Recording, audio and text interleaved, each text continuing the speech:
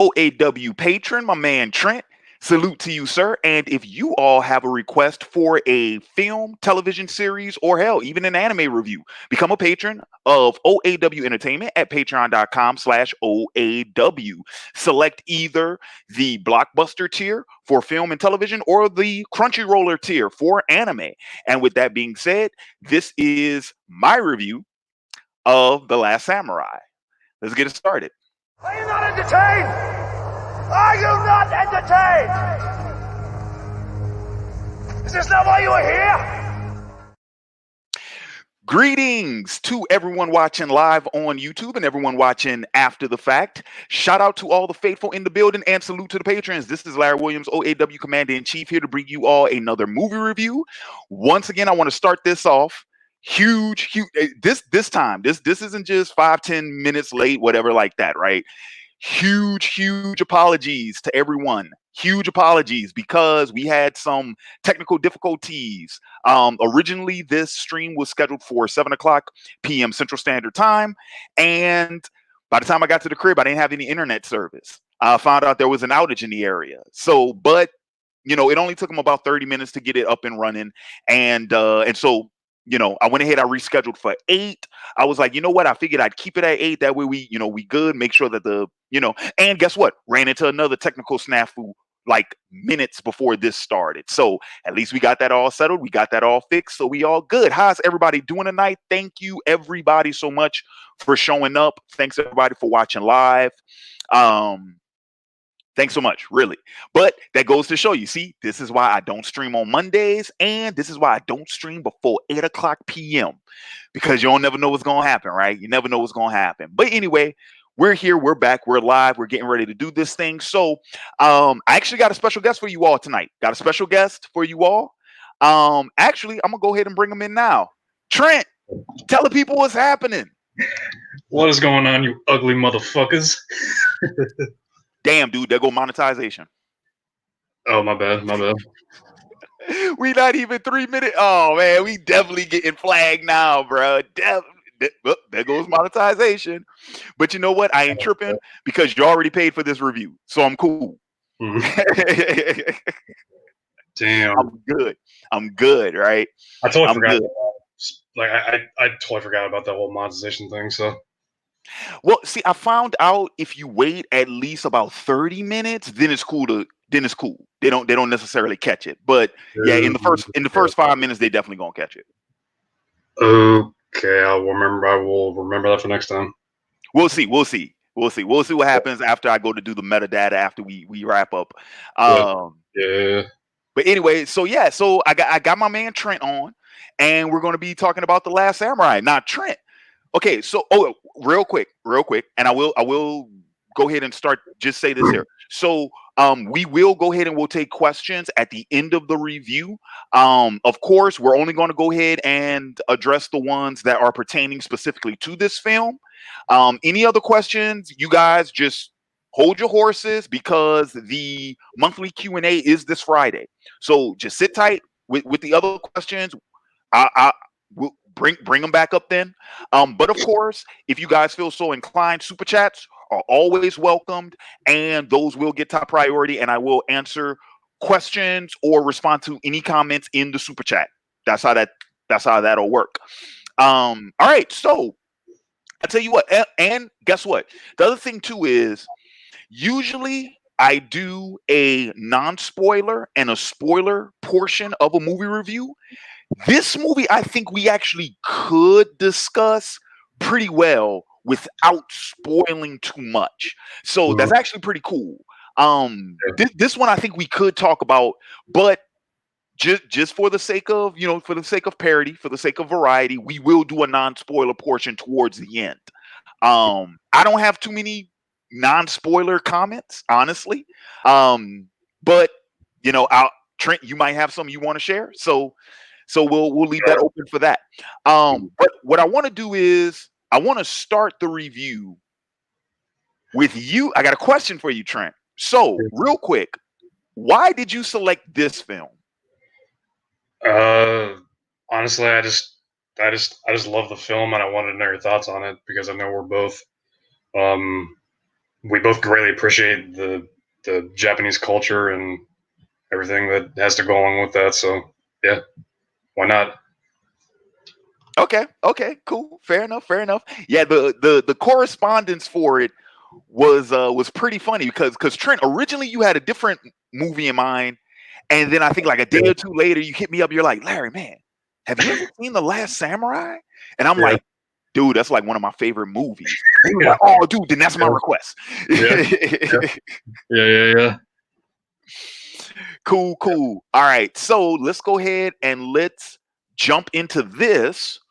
So I will be giving you all a brief synopsis, as always, give you all a brief synopsis of the film, and then we'll jump into the review, starting with the story / writing portion. And once again, I will be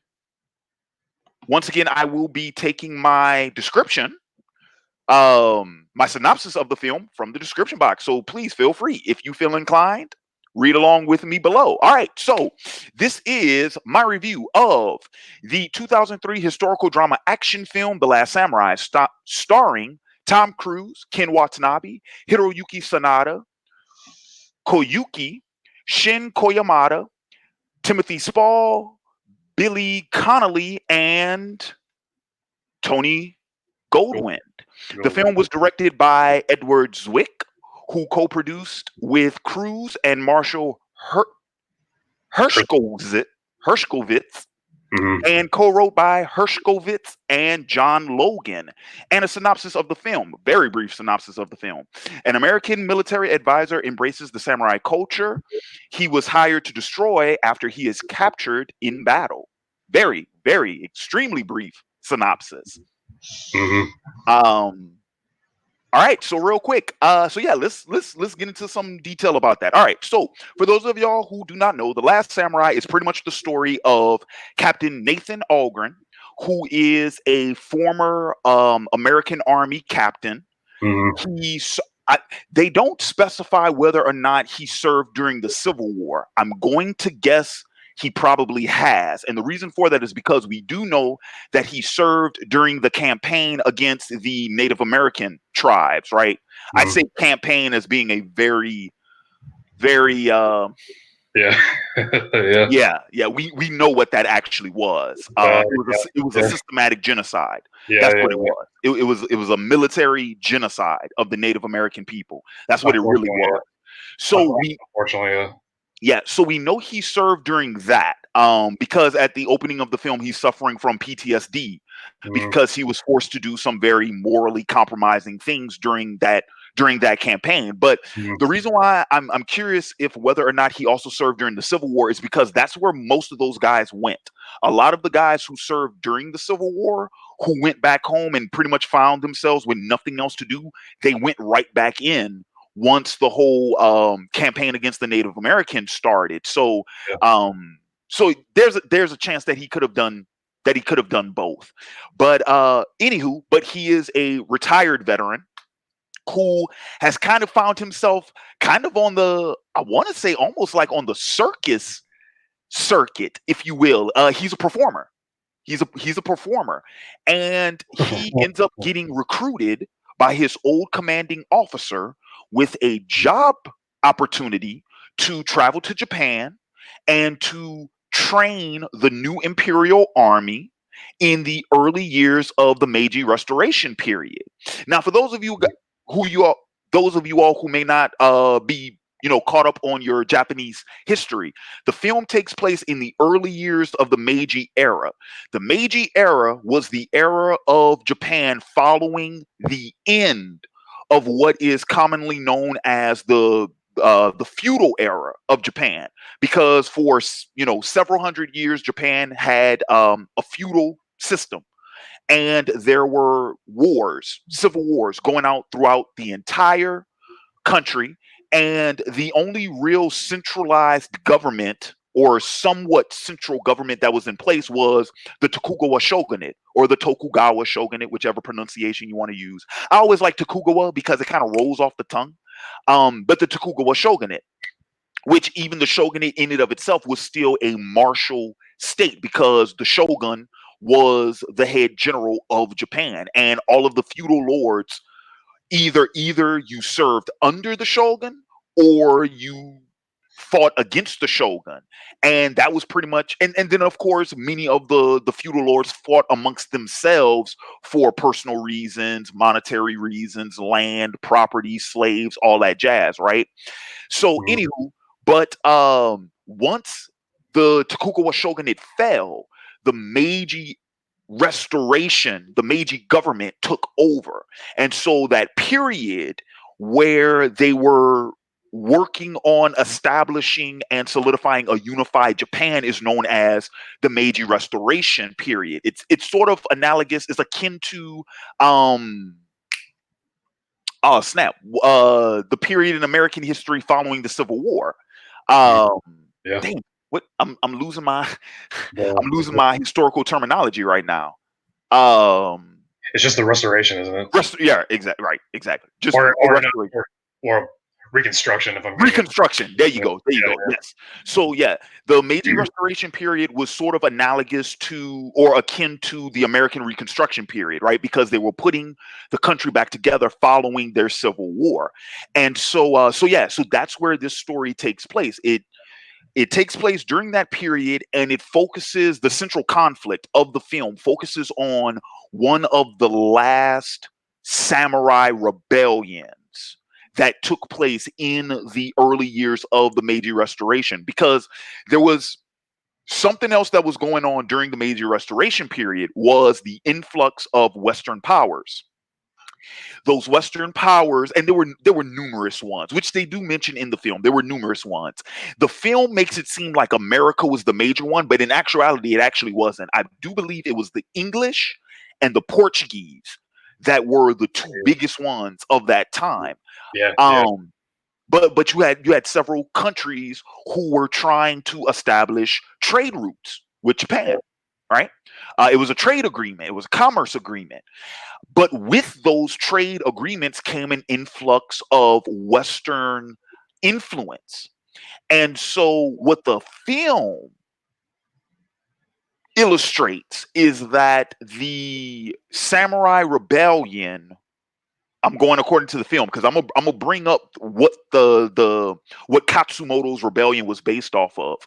But the film presents the central conflict as, oh, the Katsumoto and the samurai that follow him, they are trying to stay off that Western imperialism from Yeah. making its way into Japan, because Yes. their philosophy was, or their their argument was that once you allow those Western powers into the country, they will slowly start to take over.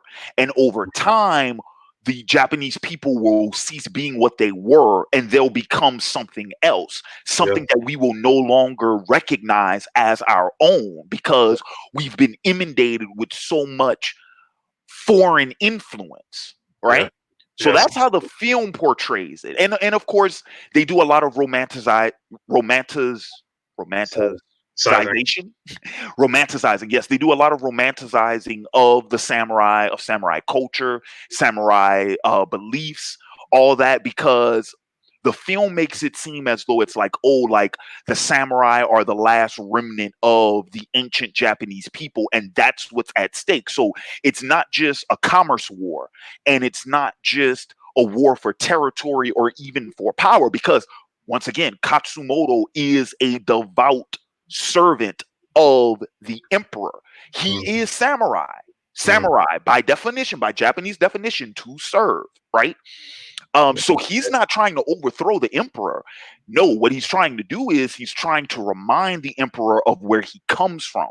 And he's Yeah. trying to reinstill those values in him so that the emperor will kind of stay, keep those Western powers at arm's length, right? Uh, Okay, so okay, so before I get into the more historical stuff, let's finish talking about what the story is about. So what happens is Captain Olgren comes to Japan. He starts to train the army, and mhm. the army is forced into a battle with Katsumoto's forces prematurely. Yeah. This results in the forces being wiped out, and Nathan is taken prisoner. Larry, sorry, I didn't mean to interrupt you, Larry, but there's a scene that they do in there that I think is really good that we'll talk about later on.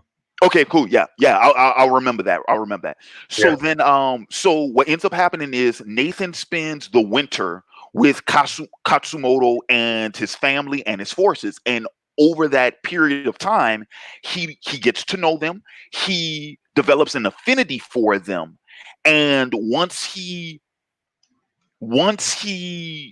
understands who those people are, behind the mask on the other side of the lines, then he kind of finds himself in the middle of this conflict because he was hired to serve the Imperial Army, right? But now he kind of understands where Katsumoto's coming from, and he sees the reason for them to want to fight in the first place, right? And there is a moment in time in the film, which is one of the things I appreciate most, where they do try to compromise. Nathan tries to compromise. Katsumoto tries to compromise. Like, they try to make peace more than once. But eventually the line in the sand is finally drawn, and the film concludes with those two forces coming head to head again. And so that's pretty much what the film is about in a nutshell. So let's talk about the writing of the film, and this is where I'm going to get into the whole historical piece and whatnot. Okay, the film is fucking good. Hell yeah. It's well written. The story makes sense. Mm-hmm. The characters, even some of the supporting characters, are developed well enough to at least we can understand that character so far as the role they have to play. Like Taka, for an example, right? Who's Katsumoto's sister, and she sort of serves as like a pseudo love interest for Nathan. I say pseudo love interest because they set up a relationship with them, but you don't actually get to see it play out. Yes. So the groundwork is done for a romantic relationship between them, but we don't actually get to see them as a couple. Mm-hmm. Because of events that take place earlier on in the film that we're not going to spoil just yet. Right. Well, and then also consider what happened. Well, yes, because you're right. Because of the events that happened, because there is a. I'll put it to you like I'll tell the audience this. There is the manner in which Nathan finds himself with Katsumoto's forces is personal for Katsumoto and his family, and specifically with Taka. Right, it's very personal with her. So because that is the status quo that starts their relationship, right? Yeah. Seeing the way in which it develops, I think it's done pretty well. But also, like, the reason why I say we don't get to actually see them as a couple is because what happens that disrupts the building we do with them. You see what I'm saying? Like, when winter's end comes, now the conflict has to resume itself, right? Because essentially that's what happens for what all of the second half. All of the second act. Like, the second act is all of, or at least the bulk of the second act is the winter camp, right? Nathan with Katsumoto, and that's kind of a break if you think about it. If you think about the overall conflict, that's we took a recess. Once winter ends, though, that conflict comes back, and so but because of that, we don't actually get to see Nathan and Taka like what they are as a couple. And then even by the end, it's only implied. It's only suggested. We don't actually know what happens with them.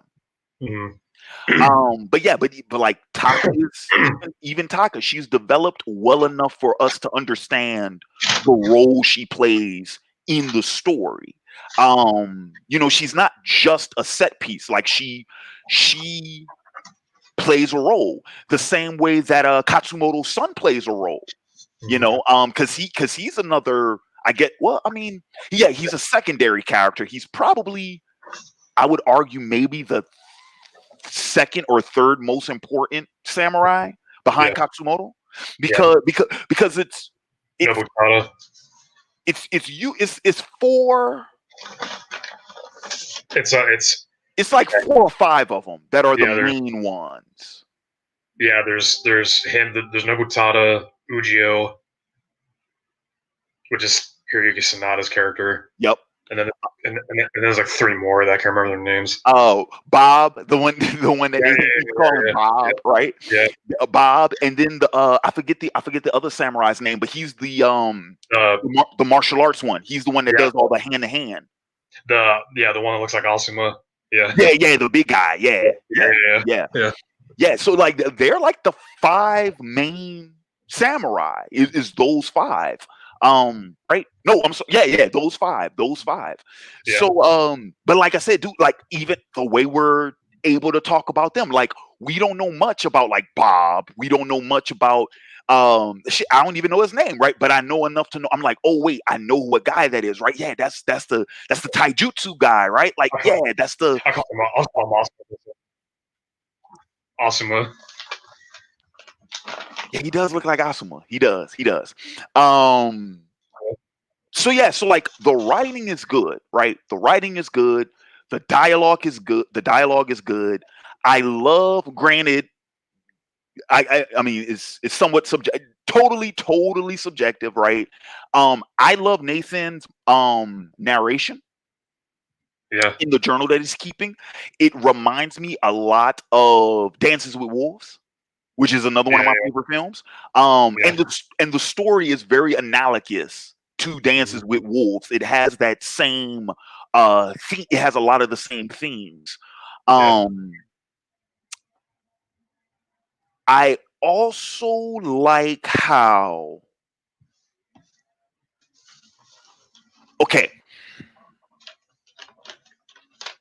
Okay, so I'll just get into some of the historical stuff right now, or I guess more of the historical stuff. And in that same vein, I'm also going to go ahead and I'm going to talk about some of the criticism that this film got, because I did look this up before the review, because I wanted a frame of reference. Because here's the thing, the film was a box office success. Like I think it cost like 150 million, and it made like over 463 million.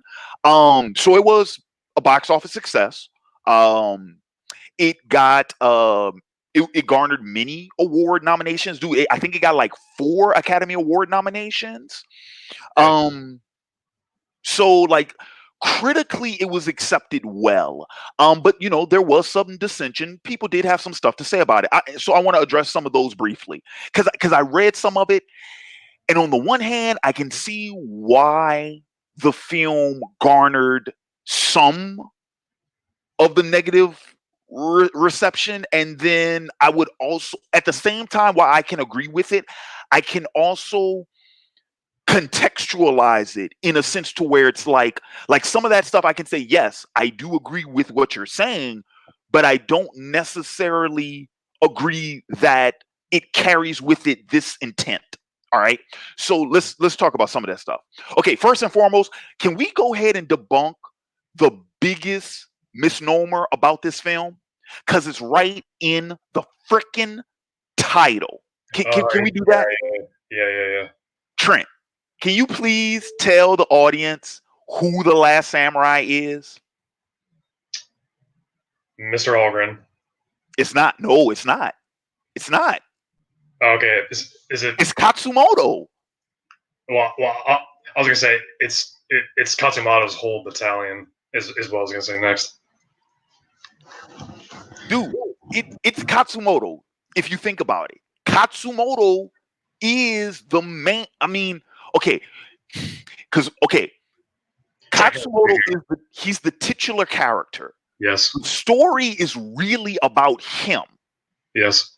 Nathan is the main character because he's our window character. We experience this world through Nathan's eyes. Yeah. We experience it with him. But Katsumoto is the main focus of the movie. Mhm. You see what I'm saying? Yeah. Because guess what? Yeah. Okay, so this is a very, very minor spoiler. Mhm. The attempted assassination. Actually, now that I think about it, there's actually more than one assassination attempt on Yeah. Katsumoto. But you'll know the one I'm talking about. There's one that occurs later in the film. Had they been successful, the movie's over. Yeah. I would even argue if the first attempt had been successful, the movie's over. Yeah. Nathan would have still been alive in both situations, but the movie would have been over. Yeah. Katsumoto's the main character, dude. He's the last samurai. That's who the title is about. It's about Katsumoto. Mhm. A lot.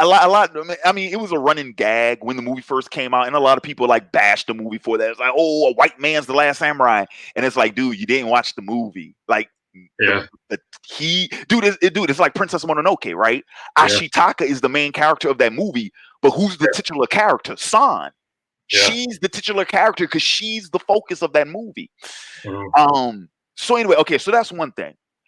With that being said, this film gets it gets knocked for the whole white savior complex, right? Yeah. Yeah. Okay. I understand why people say that. I would argue that while I can see that being a legitimate complaint, I would also argue that by film's end it doesn't matter.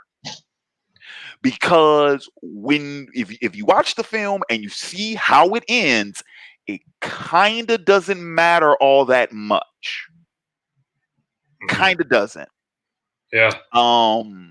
Which is another reason why I say Nathan is not the last samurai. It was really Katsumoto. Yeah. Yeah, I'll agree with that. I think, and honestly, dude, I think the narration at the end of the film, Mr. Graham, played by Timothy Spall, who does a really, really fucking stellar job in this movie. But we'll talk about him when we get to the actors. But dude, I think the closing monologue of the film kind of gives that away. I think. Yeah. Anyway. Yeah. So okay, so some other stuff about the movie. All right. So the movie draws its inspiration for the story from multiple sources. Real quick, I'll pull up the main, I guess you could say it's like the biggest source. So Katsumoto's rebellion, right, is actually inspired by the Satsuma Rebellion of 1877. Okay. And that, just like Katsumoto's rebellion is depicted in the film, it was a group of samurai who were, rebelling. They were bucking back against the new Meiji government. And the thing about it is, so people criticize the film because it doesn't depict the events of that rebellion, and it doesn't emphasize the same motives and intentions, because what that rebellion was really about, let's be real about this, it was about power. Because prior to the Meiji government, the feudal lords were the governing, like a feudal lord, he was the authority in his land, in his domain, in his dominion, right? Yeah. And if he answered to anybody, it was only the shogun. If he answered to the shogun, right? Mm-hmm. And then of course, like all feudal systems, even if you answer to the shogun, all that really means is you pay taxes. So you give the shogun fealty, right? You pay fealty, right? You pay your taxes every year. And in the event that the shogun calls you and your forces to fight on his behalf, you have to answer the call. That's pretty much it. That's all that really meant. Mhm. That's all that really meant for the most part. Yeah. Everything else was left up to the feudal lord themselves. And so with the Satsuma rebellion, right, which that was led by Saigo Takamori. Saigo Takamori. Um his thing was once again, he was fighting to keep the samurai as the ruling class in Japan. Mhm. That was his thing. And of course, the Meiji government trying to form a centralized government, that was in conflict for that. So his rebellion had a lot, it had to do with, um, it was about power. It was a political campaign. In the movie, however, Katsumoto's rebellion, like I mentioned earlier, it's about preserving the culture of Japan, Yeah. right? Yeah. So because of that difference, people have said, oh, like the movie romanticizes the samurai, it glosses over a lot of things because the samurai were not as noble as they are often depicted in cinema.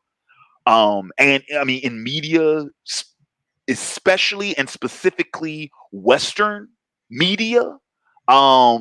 Which, for the record, for anybody who wants to see a really good, I mean, of course, you can look at any Akira Kurosawa film, right? Like those are really good. There was an old miniseries called actually I think that one was called Shogun was the name of the miniseries. That one actually is a really, really, really good miniseries. It's from the 80s, early 80s, early to mid 80s. Really good series. Um, Mhm. but anywho, so yeah, so that's one of the criticisms the film got, right? Because they are using they're drawing from this historical event, but of course, they romanticize it. Dude, that's why it's called historical fiction and it's not a biopic. It's not a Mhm. biopic, right? Yeah. No. Um the other thing too, here's the other thing too. Another criticism that it got was once again the depiction of the presence of the Western powers in Japan, right? And the argument about like, oh, like it was, the Japanese culture versus, the westernized culture and this that and the other, and that's not depicted properly and da da da da da. Okay, okay. I understand the criticism. But here's the thing. And we know this. We know this because we have evidence. We now have historical evidence of it. And I would love for any of my Japanese viewers, because I don't know if y'all know this, but like Japan counts for I think like my sixth or seventh biggest like territory in terms of my channel. Like I have a lot of viewers in Japan. So for any of my Japanese viewers, I would love for y'all to chime in on this because we do know this to be a fact. Say what you will about the manner in which the Western powers and the fear of Western influence is depicted in this film. This is one thing we do know. From the starting with the Meiji Restoration period, ancient Japanese culture became obscure to the point of being referred to as old customs. It fell out of the mainstream. And it was like that for about 80 years, 70 to 80 years, where all of a sudden those old Japan, those old customs, that's how people treat it. People started to treat that as, oh, that's an old custom. Oh, we don't do that anymore. You still do that? Well, I know my grandparents still, they still do this or they still believe in that. yeah, that was a real thing for about 7 to 8 decades in Japan. Because guess what? Those old samurai customs did not come back into the mainstream until World War II, which was the 1940s. Mhm. So guess what? Those Western powers did actually have an effect on Japanese culture. That was a real thing on their society. That was a real thing. Mhm. But like I said, I still understand the criticism. I'm trying to, play even Stevens. I'm trying to be fair about this, trying to be objective about it. I understand the criticism. Um, Mhm. but like I said, most of those things. So just to recap, the white savior complex, the big bad boogeyman from the West, the romanticizing of the samurai, all of those complaints, I agree partially to them. Where I disagree is the intention of those things in the film. Now, we could be talking about things that maybe the filmmakers hadn't even considered, which is possible. But at the same time, even still, okay, even if those were things that were quote unquote overlooked, I don't think they're detrimental to the film. No. To me, those aren't negatives. Yeah. What do you think, Trent? Yeah. I mean, I personally, I think the film's fine how it is. I mean, it's got I'll say it's got a fine balance of that as well as everything else that they were going for. Cool. All right. You want to talk about some actors? Yeah. Where you want to start? All right. Well, I'm gonna start with the Japanese folk. I'm gonna start with Okay. them. I'm gonna start with Okay. them because you'll notice in my description box, Tom Cruise is the only Westerner that's mentioned first. I mentioned the entire Japanese cast before I mentioned everybody else. Yeah. Yeah. As, um. as you Okay. should. Okay. Well, so how about this? I'm gonna start with my favorite actor in the film, and that's Hiroyuki Sanada. Oh I yeah. love, dude. He's my favorite actor in the film. He's my favorite character in the film. I Yeah. love him. Ujiro, right? Ujiro, yeah. Ujio. Yeah. Ujio, thank you. Yeah, no R. Yeah, because it's Ujio. Ugio. Dude, I Yeah. love Ugio. I love Ugio, bruh. Um, this was the film that introduced me to Hiroyuki Sanada, and I've been a fan of his ever since. He Yeah. He's great. I don't think he gets enough work stateside, because he's a name, Yeah. over in Japan and whatnot. But he doesn't get enough love over here. Yeah. I think the only other one of the only other films I've seen him in here in America was like Speed Racer, and that was like almost 10 years ago now. Oh dang, he was in that, huh? Now, Yeah. dude, he was in 47 Ronin.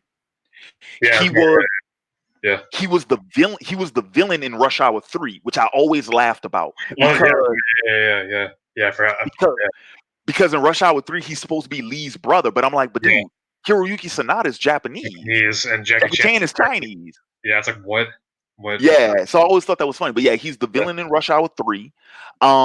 He had a cameo in Avengers Endgame. Did you see him?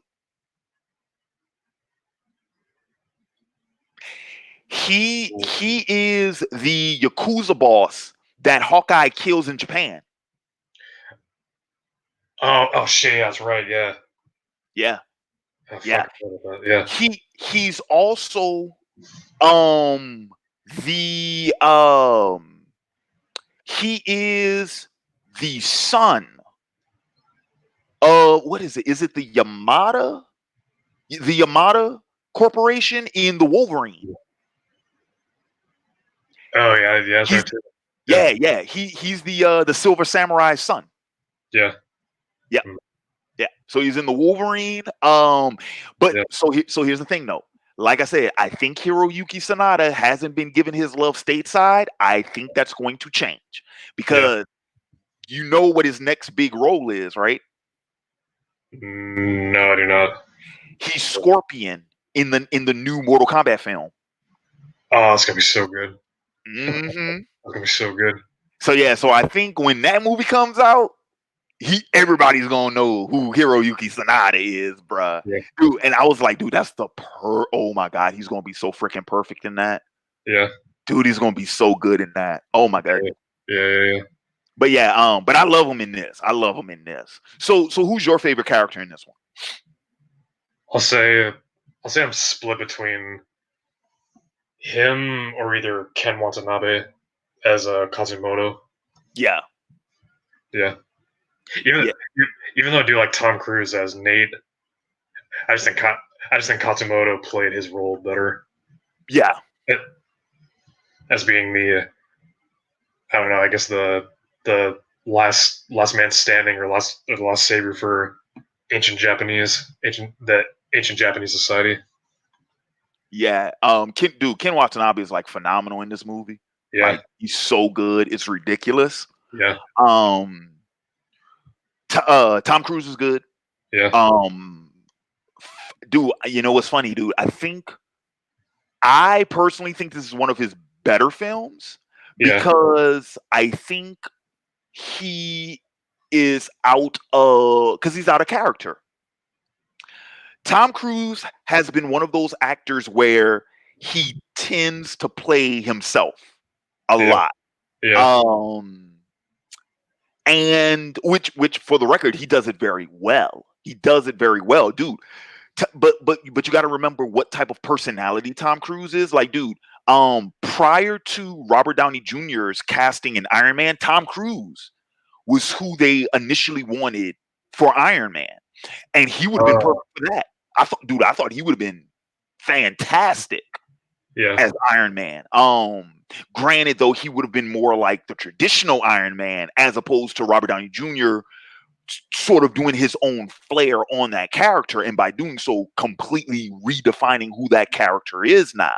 Because even in Marvel Comics right now, we write Tony Stark like Robert Downey Jr. We don't write him like he was prior to 2008.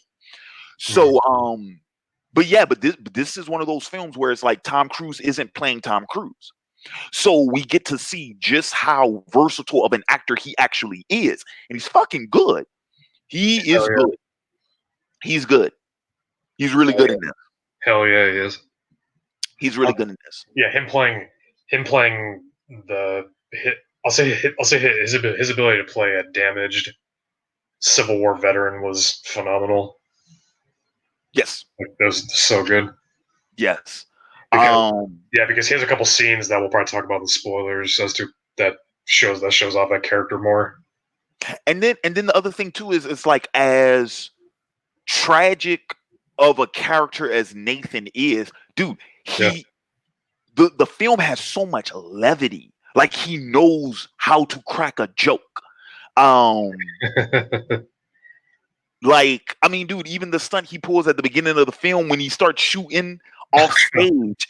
What is the line he has? He says, my thanks to the fine men and women who died for the sake of amusement and better mechanical armament or something like that. Yeah, better mechanical advancements, because he's talking about the rifle that he's supposed to be selling, and he's supposed to be doing this demonstration, right? Because he's demoing the rifle, and he just goes off script because it's his last performance, and scares the shit out of the people. But it's still funny. You know what I'm saying? Yeah, this rifle right here will kill you 6-7 brays in one cartridge, not having to reload. It's like son, you ever know see what this will do to a man? This will blow a hole in your daddy 8 inches wide. 6 feet wide. That's right. Mr. McCabe will take your orders. God bless you all. Dude, he's hilarious in this film. Also, I'll say Peter Pettigrew as Mr. Graham was also pretty good. Timothy Spall. Yeah, dude. Oh my God. Okay, another brief spoiler. The line with the president line. Oh yeah. Dude, I remember when I watched the movie for the first time, dude, I was dying laughing. I was like, oh my God. That was, dude, I was dying laughing. And okay, really brief spoiler, y'all. There's a scene where Nathan is passed off as the president of the United States. because And because it's yeah, and because it, because they're trying to free Katsumoto. Yeah.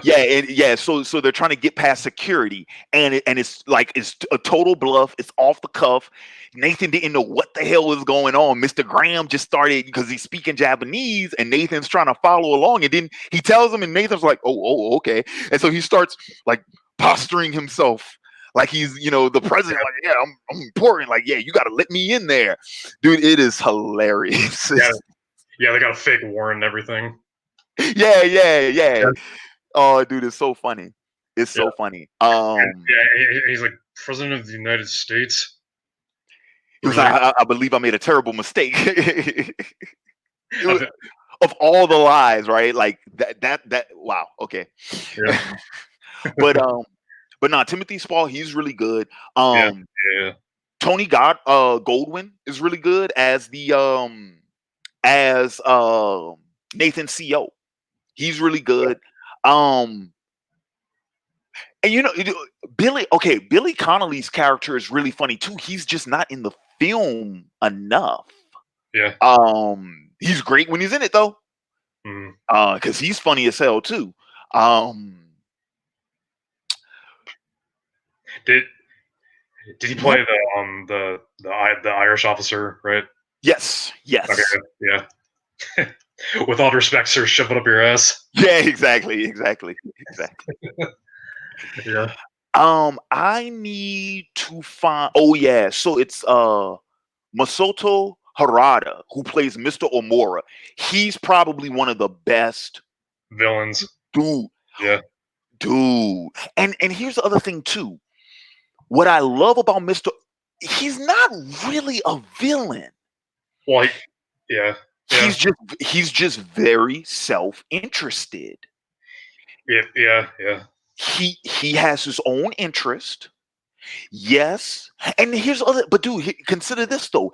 He doesn't even do with all the wheeling and dealing that he does in the movie, he doesn't even manipulate people. He strong arms people. Yeah. He strong arms people and he intimidates people. He does throw his weight around. Yeah. Right?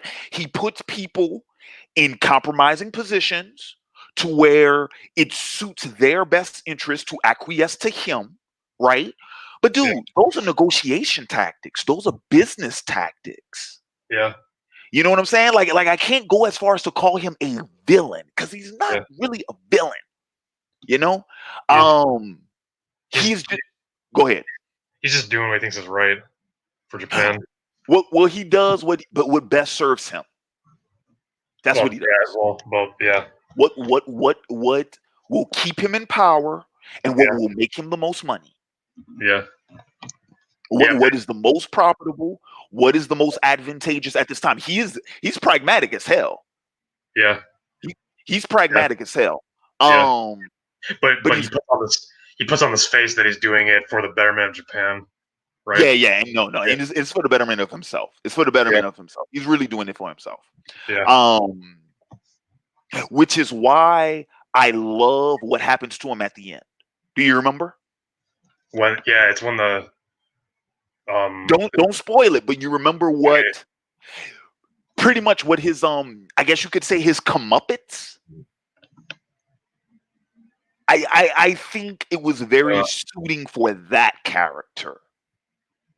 I think I know what you're talking about, but unless you specifically name the scene, I'm probably not. I'll put it in the private chat. Yeah.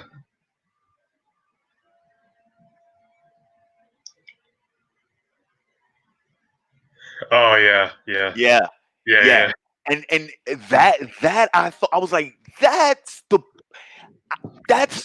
punishment fitting the crime, I think. Because he is responsible for what eventually happens to Katsumoto's army, but the specific role he played for that to happen to him, I'm like, nah, because remember, he did have an out. Remember what the out was? He was like, hey, if you're so ashamed, the samurai had a way of dealing with that now, you know? Mm. So yeah, but he's still dude. Masato Harada, dude, that dude was so good in that. He's so good. Yeah. Such a good performance. Dude, the whole cast is good. Everybody's fucking good in this movie, man. Also, I want to talk about well, I don't know if I should say Hiroyuki or Ujio when he's teaching Nate how to use a katana and fight Mhm. kendo and all that stuff. That's really good too. And That- that's my favorite scenes in the movie yeah, is him and Yu-Gi-Oh yeah, training. And the bets that they were taking. yeah. Ujio winning 5 moves, 6. Yeah. Oh man, that was some good stuff. Yeah. All right, let's Yeah, and given my kendo background, which is fairly little, I mean, all the stuff was accurate. They're using the right stances, the right forms, strikes and stuff, because like they pretty much all start off from chudan, which is the middle stance where you just start off with your blade in front of you. So yeah, on that topic, dude. Let's talk about the action. Let's talk about yeah, the action. yeah, I love the action in this film because yeah, it's one of the few, unless you just go back to OG, samurai movies, right? yeah, Um, it's realistic. yeah, The fights are quick, they're short, they're brief, yeah, and they're supposed to be. hmm, They're supposed to be, right? yeah, Because these guys are trained warriors, they're trained practitioners. A fight with so you're going to have one or two things. You're going to have a samurai go up against a soldier who doesn't know what the hell he's doing, like what happened in the first battle at the start of the yeah, movie, right? In which yeah, case, that guy's just going to get wiped out. Or if you have two samurai who know what the hell they're doing, well, a fight between the two of them, all it takes is that one move. That one move where one of them gets the advantage and that ends the fight. yeah, Um, mhm, I I go back and forth on which one is my favorite. It is either the final fight with Yu-Gi-Oh and Nathan, right? Which is the one when Nathan proves that he's learned yeah. to some degree, how to handle a sword. The other one is when Nathan gets ambushed in the courtyard. You remember that one? Yeah, yeah, that one to me is the better one.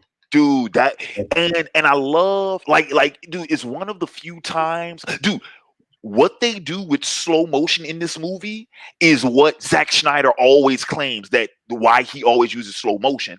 I'm slowing things down so that you can see what's happening in the scene. What Yeah, they do with that fight scene though, they show you the fight scene in real time. And dude, yeah. the fight is what? 20 seconds? I'd say not even that. I think it's like 5, 10, maybe 15 seconds at the most. 15, it's like 15 seconds, right? Yeah, yeah. So we show you the fight in real time, and then we go back, we replay it, and we slow it down. And boy, is that shit bloody! Ooh, Dude, dude, I just love the finish. yeah, The finish with the two swords. I was like, yeah. oh shit, dude. It was Which I was so happy when that guy got killed. I did not like his character at all. dude, So, remind me, was it 3-on-1 or was it 4-on-1? no, it was 4 because it was Omura's assistant, and then those 3 other samurai. Okay, yeah. Okay, so it's a 4-on-1 fight, man. It's good though. It's Yeah, good. It's arguably the best um fight in the movie. yeah. Is really, really good. And then, but Well, I shouldn't say samurai. I guess you could say they're Ronin because they're not fighting like against the emperor or mhm. yeah. So Ronin, I guess you could say. And they were just wearing like regular clothes. Yeah, Um, I will go on record with this one though, because once again, this is Hollywood, dude. There is one freaking scene in the final battle where I'm like, dude, that's so freaking Hollywood. You remember which one it is? I think I'm. Uh, Yeah, I can think, but The javelin throw, oh yeah, dude. Total yeah, Hollywood. yeah, Total yeah, Hollywood. yeah, Total Hollywood. I'm like, dude, katanas don't work like that. yeah, yeah, I'm not gonna tell y'all what happens. All y'all know is somebody throws a katana at some point. You got to see it. yeah. Because it was cool, but dude, it's so Hollywood. It's so Actually, Hollywood. yeah. Actually, looking back at that now, that was that was hilarious to me because I'm like, bro, that why just why? That that you dude, you can't. Number one, you can't throw a katana that far. Number Yeah, two, even if you were okay, so number one, you can't throw it that far. Number two, it wouldn't make it that far because it would fall, right? yeah, And here's the other thing too. A katana can't pierce like that. A katana is a single edge curved blade. mhm. If you had a double-edged straight sword, maybe, but a katana, you can't throw a katana like that. Yeah. Like if you It, have it something, wouldn't make it. It yeah, would sail like yeah, that. It would curve. yeah, because because the blade itself is curved too, which Hmm. would affect the trajectory of it. And in order to execute that throw the way it was done, you would have had to do it blade side up, so it's curving down. You'd have Yeah, to throw it like that. yeah. Can't throw a katana like that, bro. No, you fail on that one, Hollywood. You But it failed. was fun. It was fun. Yeah, It's a yeah, fun, cool little scene because when you see it, you're like, "Oh my god!" yeah, Um, yeah. there's one more action sequence that's really cool too. It's another one of my favorites. It's the first Nathan Ooh, Katsumoto team up. okay. You know which one I'm talking about? Yeah, yeah. I'll type in the private chat.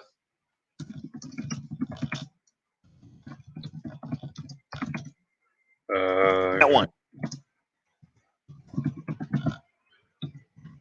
1 second here. I typed it already. Okay, yeah, Yeah, yeah, yeah. yeah, That one was cool. That one was cool, dude. It was cool. It was cool. yeah, yeah. Um, I have a joke I can crack about that, it's probably gonna spoil it. Okay, yeah. Let's not spoil it. Let's not because we got to give the people something to look forward to, right? Let's not Yeah, spoil it. Let's not spoil it. yeah, It was still cool though, dude, because they yeah, were doing the whole like they were doing the double roll and then they stab in the opposite direction, turn around, and go back the other way. It was cool. It yeah, was. I dug the choreography. It was really yeah, good. yeah. The fights are all well choreographed, and also speaking of that, Katsumoto has his own katana javelin moment in that fight too. Oh yeah. Oh yeah. You're right. I forgot about it. So yeah, there's. Yeah, Oh shit. Oh yeah. There's two javelin throw. But yeah, that one though was across the room. that one might have worked. Yeah, that one would It work. was it was closer proximity than the other one. The other one Yeah, was out of the box. yeah, Dude, yeah, that one was cool though. yeah, That one was see that's what I'm saying. Katsumoto's javelin throw was fucking awesome. yeah. Nathan's was like Nah, bro. kind of weak, bruh. Yeah. Kind of weak, bruh. All right. Failed Okay, track, so failed track and field won't. so real quick, I will okay, so Hans Zimmer does the music for this film. Yeah, Like damn near all of Hans Zimmer's work is really good. yeah, Especially the action scores when we get those drums, the that's really good. mhm, That stuff's really good. Is really good. yeah, Um, that's pretty much it, man. I mean, I think we covered everything. For the most part, like I said, man, we were able to talk about the bulk of the film without too many spoilers. I mean, correct me if I'm wrong about this. I get the feeling our spoiler part is just going to be us talking about our favorite scenes, yeah, pretty much. All yeah, right. So yeah, like I said, Last Samurai, really good film. I highly recommend it. Like I said, it's one of my favorites. I'd probably put it on my top like 50. It'll probably make it like my top 50 list, definitely. yeah, Um, It's really cool if you guys haven't checked it out. It is currently on Netflix. So and it's what two? I think it's like 2 hours and 36 minutes. Yeah, I'm just trying. it's definitely a long one. So if you guys can sit through it, yeah, really really You good. can sit through it. Yeah. It's not. I mean, dude, because I rewatched it Friday, Yeah, and I mean, dude, it just went by. Honestly, and I rewatched it like 2 nights ago. So yeah, yeah, it's a good. It's good. So check it out. I highly recommend it. I highly recommend it. I would say if you, dude, somebody wrote. They said it's Braveheart in feudal Japan. I can kind of see that. It's a little bit more realistic than Braveheart. Yeah, It's not as yeah, it's not as grand, I guess you could say, in terms of as Braveheart. yeah. But I will say this though, my man John Logan, who is one of the writers of the film. This is the guy who this dude is a 3-time Oscar nominee. And he wrote Gladiator Yeah, and The Aviator. And those are like two. Those two are on my like top 50 list. Both Yeah. of those are on like my top 50 list. I love Gladiator. I fucking love The Aviator. If you've ever seen it, it's fucking amazing. I love that movie. Yeah. One of my favorites. Shit, Aviator might be in my top 25, maybe. Because it's one of my favorite biopics. I love it. Yeah. Shit, I'm probably gonna go watch it when we hop off here. Because I was watching it the other day and I didn't get to finish it, so I'm probably gonna go back and finish up where I was. I found out John Logan wrote this because in my acting class right now, I'm reading a play of his, and then when I found out that he wrote this, I'm like, oh shit. How about that? Dude, you know what's funny about this? I'm looking at some of his other ones. He wrote Any Given Sunday, which I love that movie. Yeah. I know a lot of people don't, but I'm a football fiend, so I love football movies. He wrote Any Given Sunday, Sinbad, Legends of the Seven Seas, the DreamWorks animated film from the early 2000s. Yeah. Which I like that one, and I know a lot of people don't like that one because they'll talk about like. And the people who remember those like the last like DreamWorks animated films, right? Because it was 4 of them. They'll talk about The Prince of Egypt, which is the best one of all of them. They'll talk about Road to El Dorado because that's been a meme. That's come back in popularity because of this meme culture. And some of them will talk about Spirit, Stallion of the Cimarron, because shit, that done spawned a whole franchise of children's movies and shows and shit on Netflix. Dude, my niece watches Spirit, and I thought she was talking about the original movie. I'm like, oh yeah, I love that movie. And it's like, no, it's this kids CG animated cart. I'm like, what the hell is this? No one talks about Sinbad though. That Sinbad movie wasn't that bad. He wrote Sweeney Todd, Rango with Johnny Depp, the animated movie that was really good. He was a writer on Hugo, Skyfall, Spectre, Alien Covenant. Ooh, I don't know about that now. I don't know about that one. Oh Jesus! And he's the creator of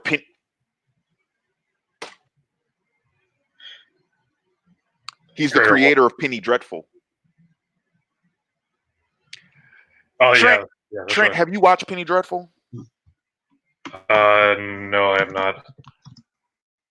I'm gonna tell you something that's going, dude.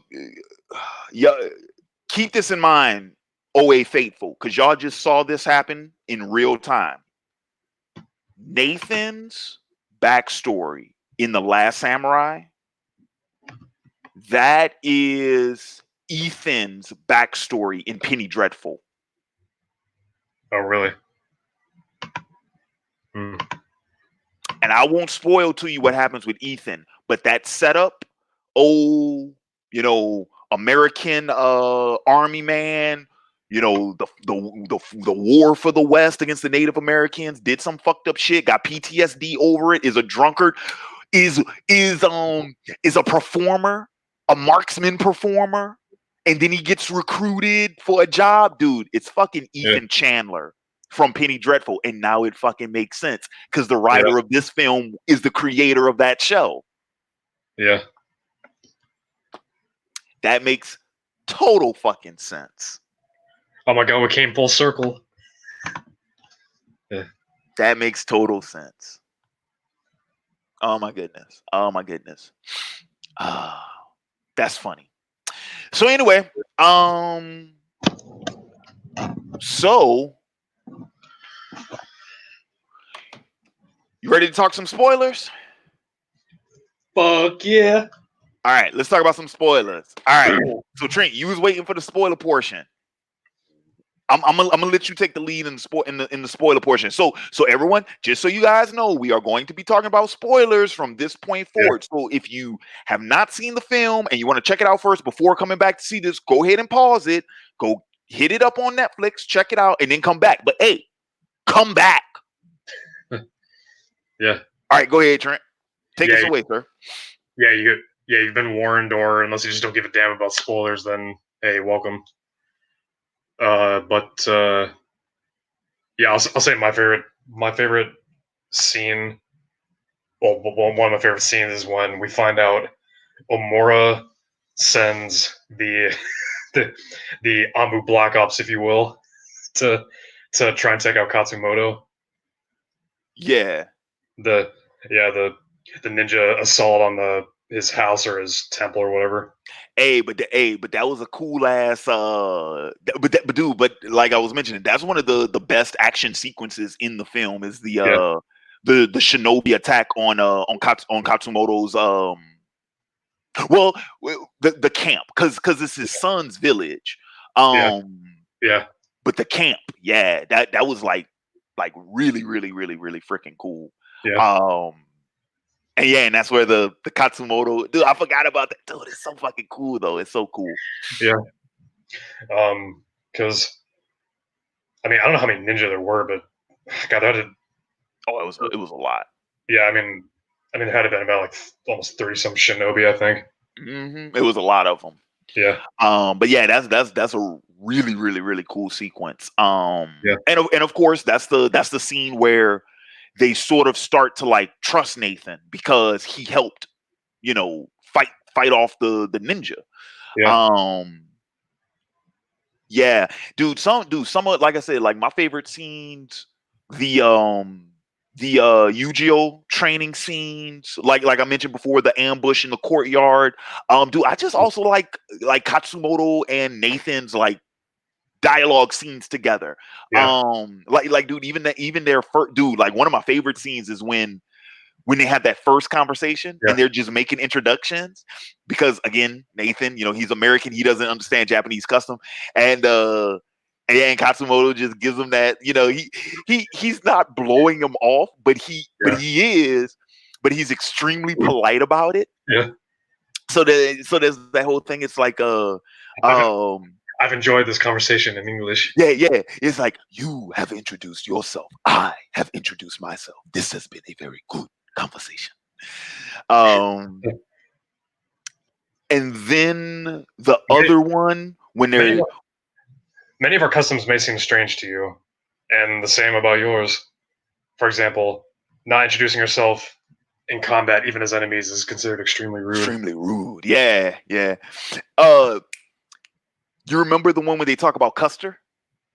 Oh yeah. Yeah, that was another good one. Yeah, that was another good one. They have good banter. They have very good banter with one another.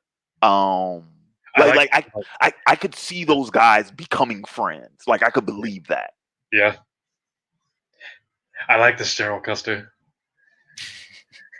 He was like he took a single battalion against what was it? Was it 5,000? No, I think he said like 1,200 or 2,000 angry Indians. He was like, I like this General Custer.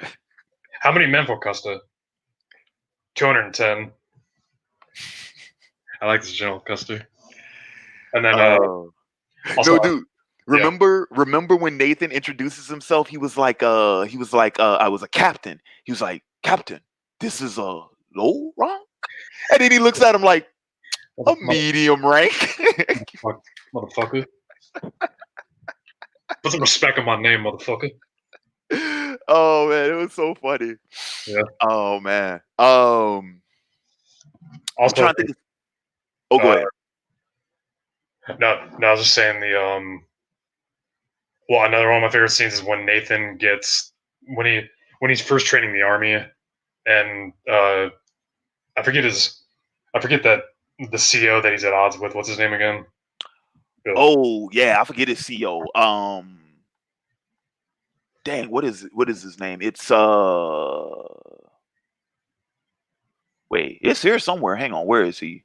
Bagley, yeah. Colonel Bagley. Yeah, but yeah, Bagley. When Bagley's taking the troops to face Katsumoto for the first time, and Nathan's like, "Yeah, they're not ready," and then he proves that by walking in front of the target, and he tells Graham by saying, "Mr. Graham, tell this man that if he doesn't shoot me, I will kill him."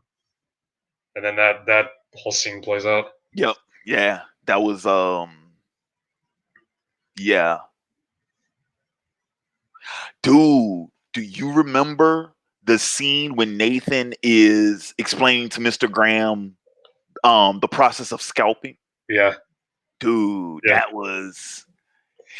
that was one of those scenes where I'm like, dude, like Cruise, that motherfucker can do drama, like for real.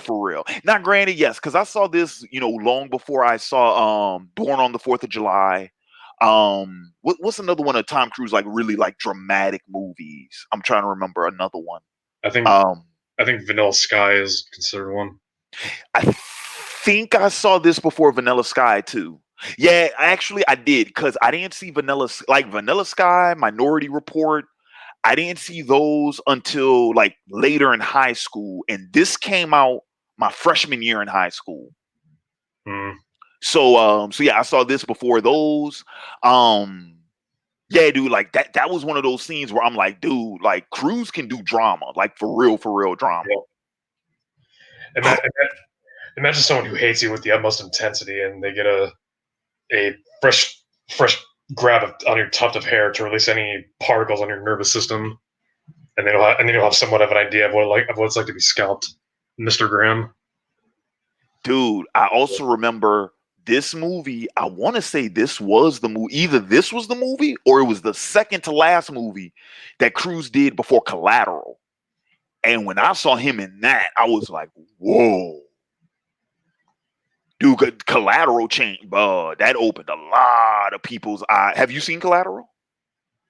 Yeah, I think so. It's been a little bit. With him and Jamie Foxx? Dude. Yeah.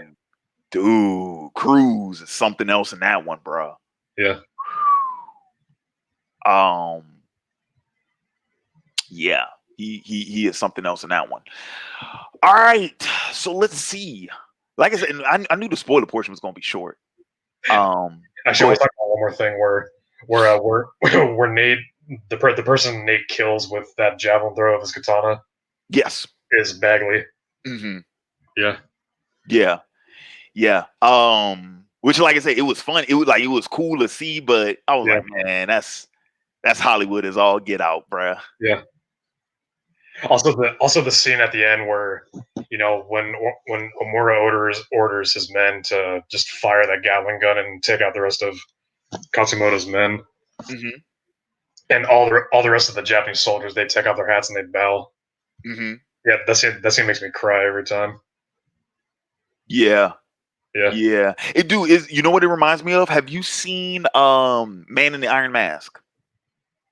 No, I've not. There's a scene like that in there. Yeah. So whenever you get around to checking out that movie, when it happens, you'll recognize it. You'll be like, oh shit. Yeah, there's a scene like that in there. Yeah. I like that one though. It's pretty fucking cool. And then also when we see like Nate take on Ujio for the first time when it's outside raining. Mm-hmm. And then well, fucking Nate just got his ass kicked. Yeah, I remember that one. Yeah. We see his resilience to fucking keep getting up. Yeah, and that's why I said like I love the like that sort of like that Yu-Gi-Oh respect moment when because they have the whole bow right like after the draw, the match that ends in the draw, but then the Yeah. scene right before they go off to battle, Yu-Gi-Oh's the one who checks his armor to Yeah. make sure it's strapped on tight and everything. He's like, yeah, good. And I'm like, yeah, that was the respect moment. Like, yeah. Um, And then the katana that's given to him at the end that says, "Was it say I belong to the warrior in which the old ways have joined the new." I think is what it says. Yeah. Yeah. Really love Oh that. man, such a good movie. Such a good movie. Yeah. Such a good one. All right. Well, I think we are just about done here. And yeah. So yeah, Trent, dude, thanks so much, man. Thanks Mm. for for being a patron, for supporting the channel. Even with the super chats. You trip me out every time with that. I'm like, Nick, like Trent, man, your money's no good here, man. I'll take it though. Oh, come on, don't say that. No. So Trent, so I tell you what though, as of right now, your next request is scheduled for 2 weeks from tonight. So the Monday after next. Do you want to reveal what that one's going to be, or you want to keep it a secret? Let me see what the people have to say. Do you get everyone in the comments type a one if you want me to say what my next movie is going to be? Let's see how many ones we get. Or While actually, no. If we can get to, do you want to have a like goal or not, or do you just want to? Oh, Just like, do you want to do it as like if we get so many likes, then I say it, or do you just want to have? Just nah. Okay. I'm not like gouging right now. Okay. Okay. Um, Fuck it. I'll just say it. So yeah, the next movie I want to talk about is actually The Forbidden Kingdom. yeah.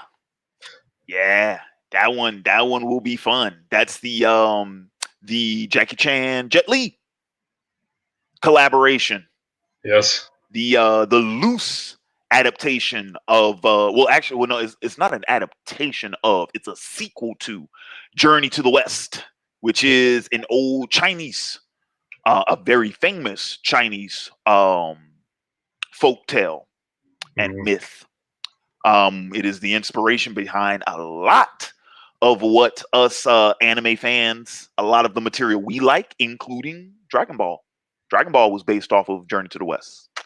Because Goku is based off of Son Goku or Sun Wukong, the Monkey King, who is a central character in that movie, if memory serves. Yes. Because that movie's about the quest to find his staff.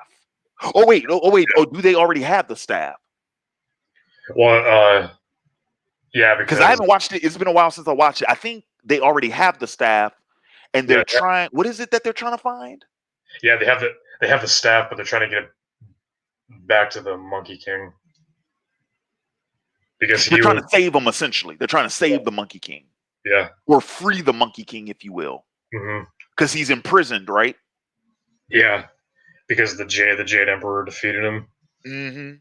Yeah. So yeah. So that will be Forbidden Kingdom. That will be in 2 weeks.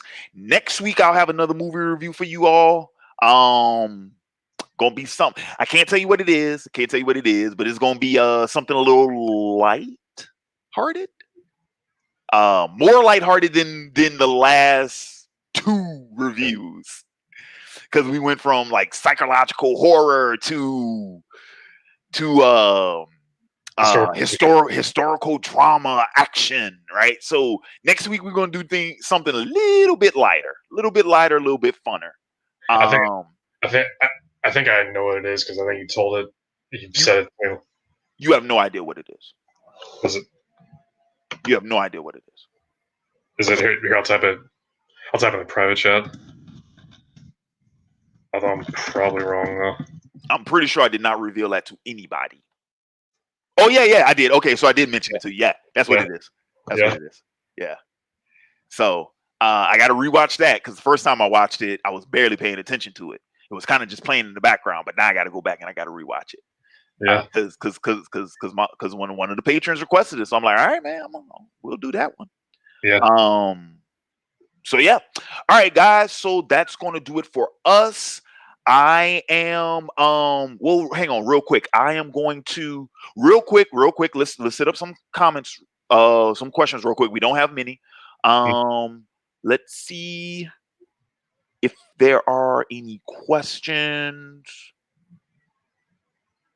Okay, when's the next Q&A? Good question. That's going to be this Friday. This Friday, probably same time, 8 o'clock Central, 8 o'clock p.m. Central. It's going to be this Friday, so get your questions ready.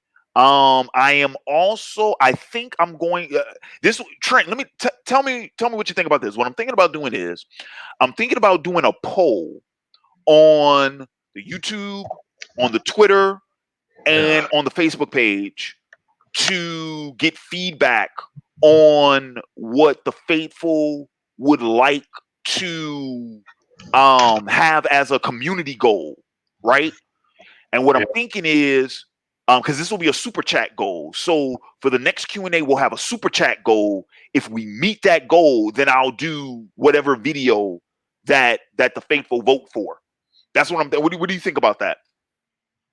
Yeah, sounds good. All right, cool. That's what I'm thinking about doing. So let's see. Yeah, I think we got a few questions in here. Deuce 1040 said that Last Samurai is his favorite Tom Cruise film. It's a good one. Let's see. For example. Oh, okay. I like this one. This is also from Deuce 1042. He says, this is a rare example where the main character is not the protagonist. Nathan is the main character. Katsumoto is the protagonist. You can make that argument. I could argue it's the same way as well, because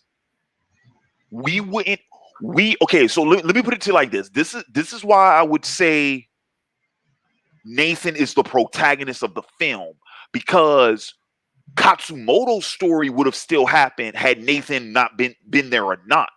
But this story only happens because Nathan is there. You see what I'm saying? Yeah. Because consider this.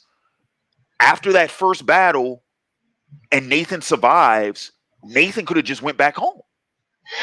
Yeah.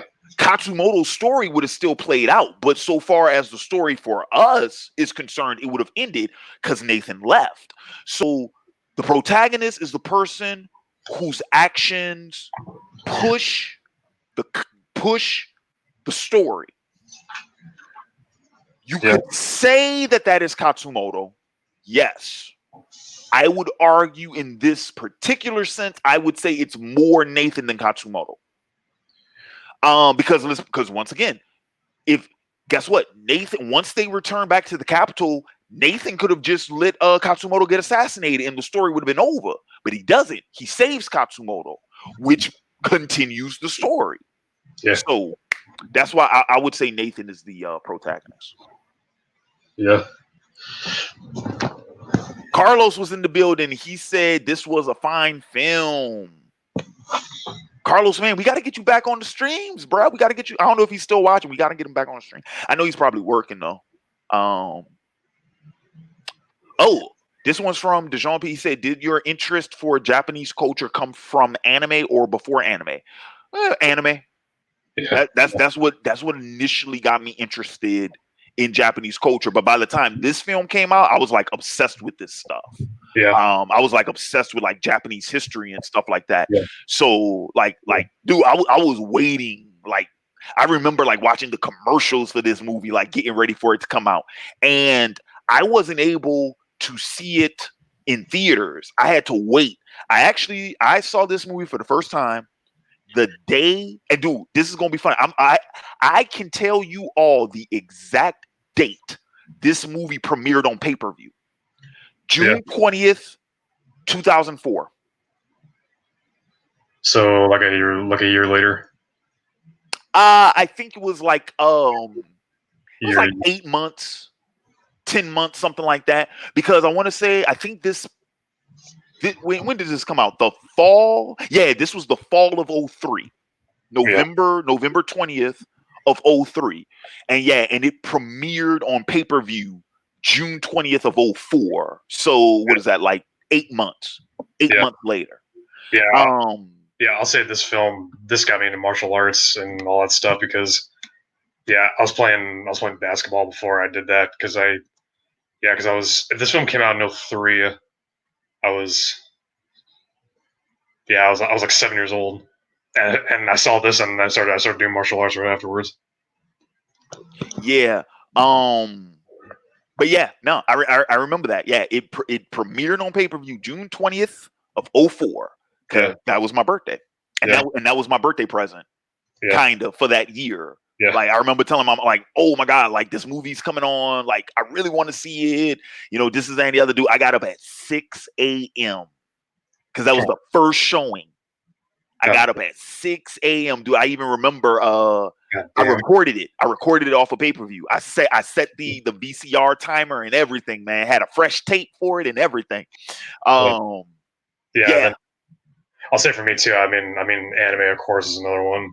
Like primarily Naruto when it was on Toonami and like when it first came on there like 2005 and shit. So God, you're making me feel old. so sorry. I was a junior in high school when Naruto came out. Yeah, because that was August. Was it September? No, it was. I want to say it was. I'm trying not to conflict it with the Bleach premiere date because Bleach premiered on Adult Swim the year after, like almost the same weekend. But I want to say Naruto was September 9th of 05. Yeah, because I remember seeing the first like commercial for it on TV in like I think October or November, and I think I got the full season as like my birthday present because my birthday is in November, like late November, and because I forget when the first season came out on DVD. Actually, it would have been that fall. Yeah, like that Christmas, that holiday season. It would have been that fall. I think I did get that for my birthday present. Yeah, and it was funny too because I think by the time Naruto, because I had seen Naruto before, because the first time I saw Naruto was at Japan Fest in New Orleans, which is not an anime convention. It was it was a Japanese convention, like a Japanese culture convention, and anime was just part of it, right? Yeah. And that was in May of. I think that was May of 05. So it was like earlier that year. I had saw like the first 2 episodes, and then I had the manga at that time. So like at that. Oh, I'm sorry. Go ahead. No, sorry. I'm just saying, was Japan Fest? Is it kind of like a Sakura Matsuri in a way?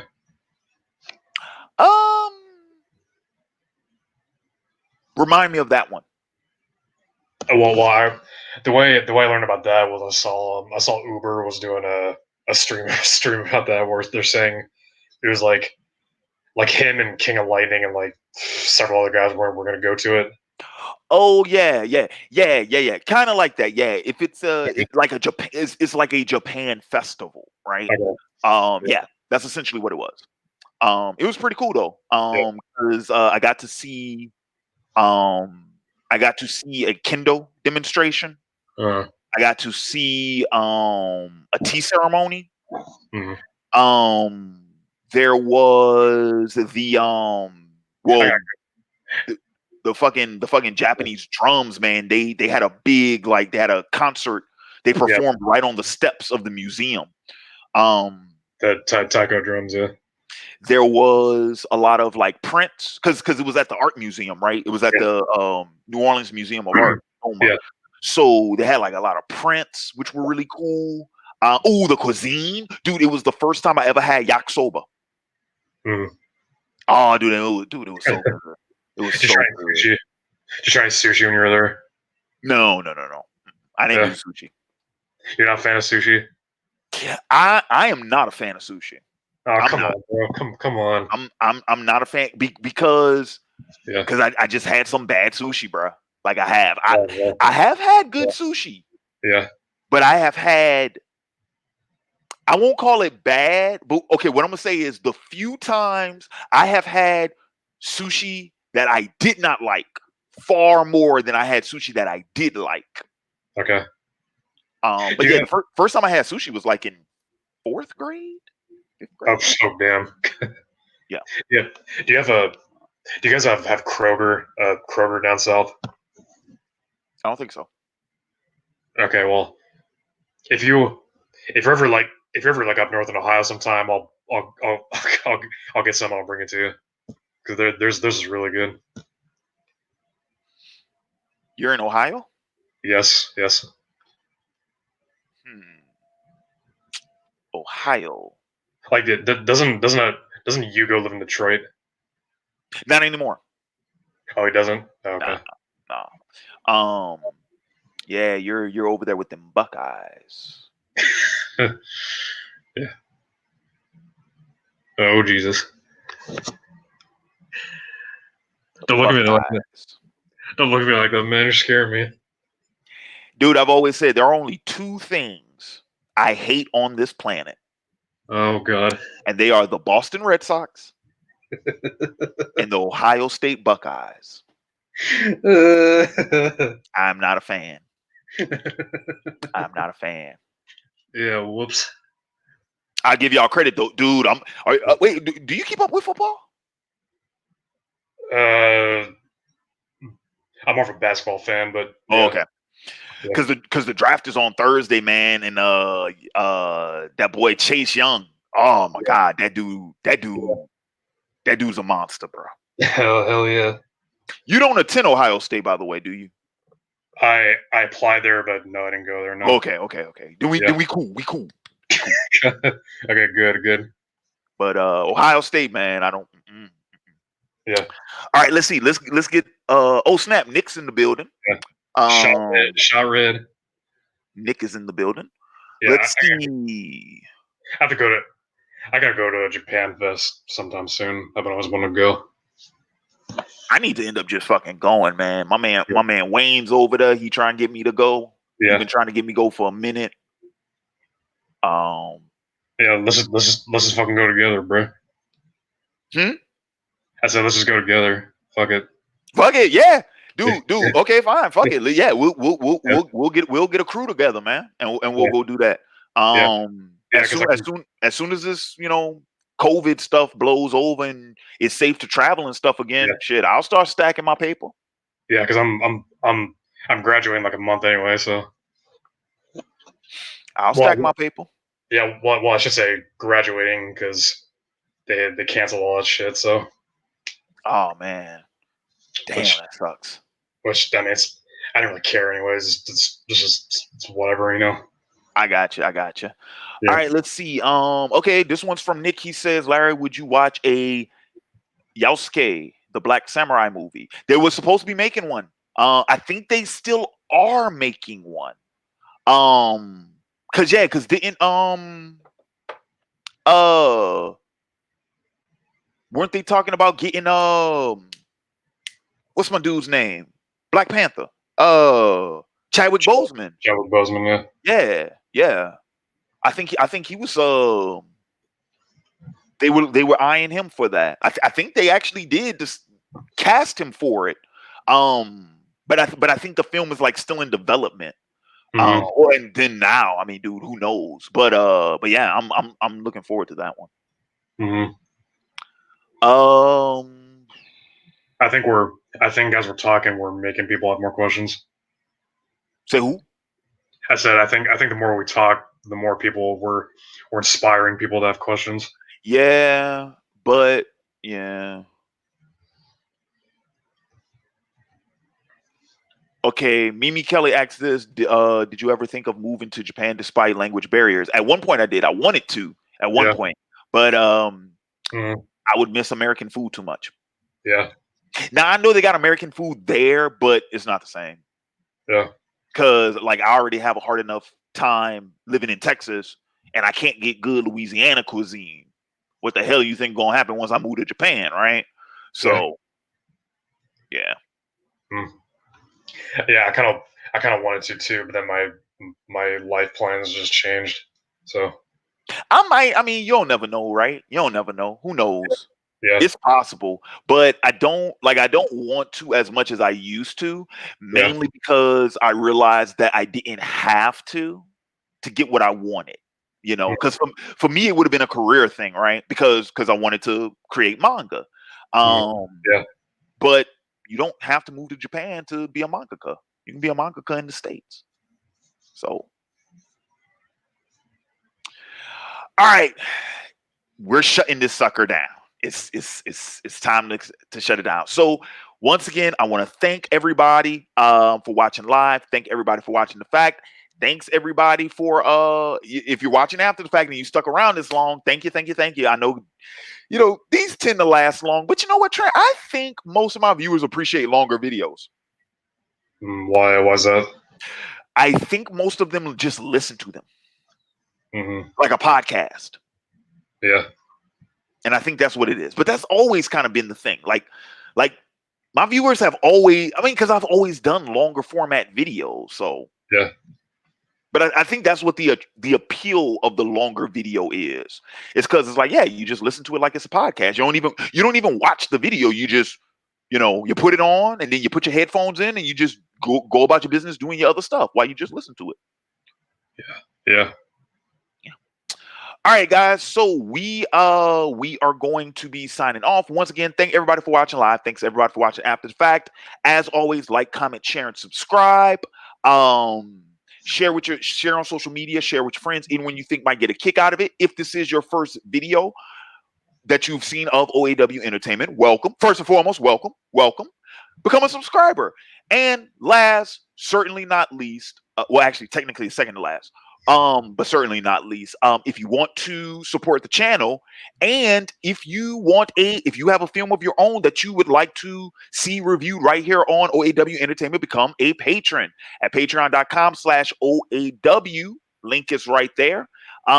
Select the blockbuster tier, which will give you the opportunity to request either a film, 2 episodes of a 1 hour television series. I might end up doing the 4 episodes of an anime. I have a separate tier for anime. Okay. Yeah. A smaller tier, a lesser tier, actually, for anime. But then, of course, you can also, if you prefer a different tier, you can request things like a top 5 video, a discussion of the week video. You could describe an advice corner segment, which is pretty much just us video conferencing, and then of course each of those tiers comes with access to the OAW Vault, which is exclusive uploads only on Patreon, as well as other Patreon exclusives, and you get an invitation to join in the monthly live streams right here on camera. You get to participate in the live stream. Yeah, those are available for you being a patron. So become a patron, patreon.com/OAW.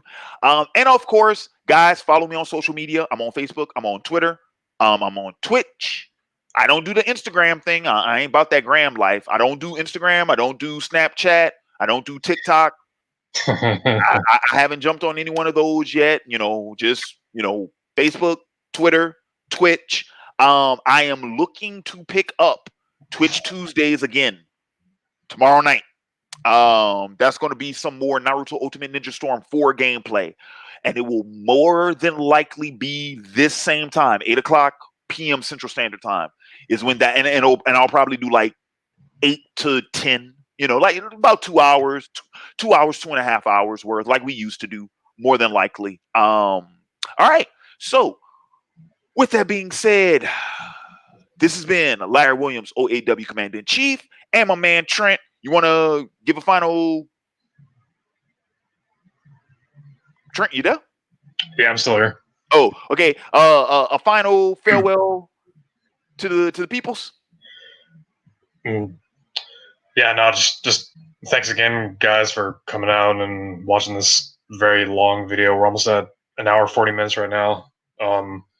Yeah, I hope you enjoyed, and if you guys haven't seen the movie, I hope you go check it out, and I hope it tickles your fancy for Japanese culture.